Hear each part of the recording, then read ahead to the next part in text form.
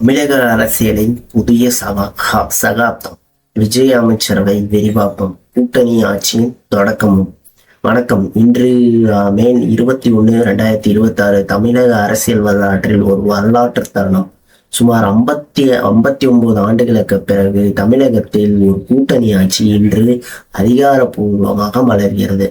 முதல்வர் ஜோசப் விஜய் தலைமையிலான தமிழக வெற்றிக் கழகம் தாவேக அரசு தனது அமைச்சரவையில் இன்று பிரம்மாண்டமாக விரிவாக்கம் செய்துள்ளது.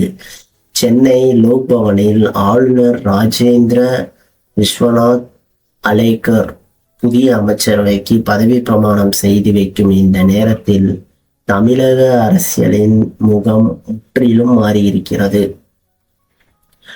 அமைச்சரவை விரிவாக்கம், காங்கிரசின் வருகை. நீண்ட இழுபறிக்கு பிறகு காங்கிரஸ் கட்சி தாவேக அரசுடன் கைகோர்த்து உள்ளது.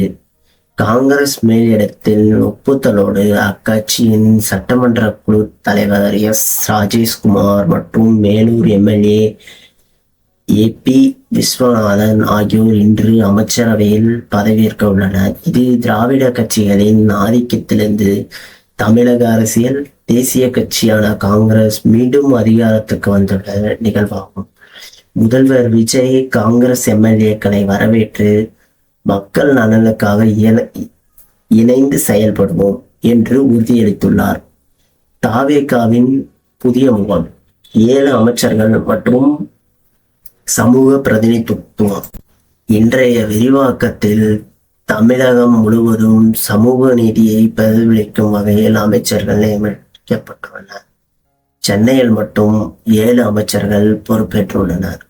ராஜ்மோகன் எழும்பூர், என் ஆனந்த், ஆதவ் அர்ஜுனா, வெங்கட்ராமன் மயிலாப்பூர், மரியா வில்சன் மற்றும் குமார் உள்ளிட்ட முக்கிய தலைவர்கள் அமைச்சரவையில் இடம்பெற்றுள்ளனர். குறிப்பாக 4 பெண் அமைச்சர்கள் கமலி, அவினாசி, விஜயலட்சுமி, குமாரபாளையம், ஜெகதீஸ்வரி, ராஜபாளையம் மற்றும் கீர்த்தனா சிவகாசி அமைச்சரவையில் இடம்பெற்றுள்ளனர். பெண்கள் அதிகாரமளிப்பது தாவேக அரசு காட்டும் அக்கறையை காட்டுகிறது. அதிமுகவின் வீழ்ச்சியும் உட்பூசலும். ஒருபுறம் தாவேக அரசு வலிமை பெற்று வரும் நிலையில் மறுபுறம் அதிமுக நிலைமை மிகவும் பரிதாபகரமாக உள்ளது. 2026 தோல்விக்கு பிறகு எடப்பாடி பழனிசாமி தலைமையிலான அதிருப்தி உச்சகட்டத்தை எட்டுள்ளது.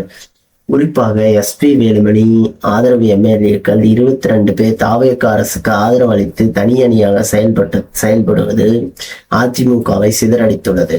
அதிமுக சீனியர் தலைவர்கள் பலரும் தற்போதும் விஜய் பக்கம் சாய்ந்துள்ளனர். அதிமுக என்ற இயக்கம் தன் அடையாளத்தை இழந்து வருகிறதா என்ற கேள்வி வலுவாக எழுந்துள்ளது. சமூக வலைதளங்களில் அதிமுக தொண்டர்கள் மற்றும் பல அரசியல் இந்த மாற்றத்தை ஆச்சரியத்துடனும் சில விமர்சனங்களுடனும் கவனித்து வருகின்றனர்.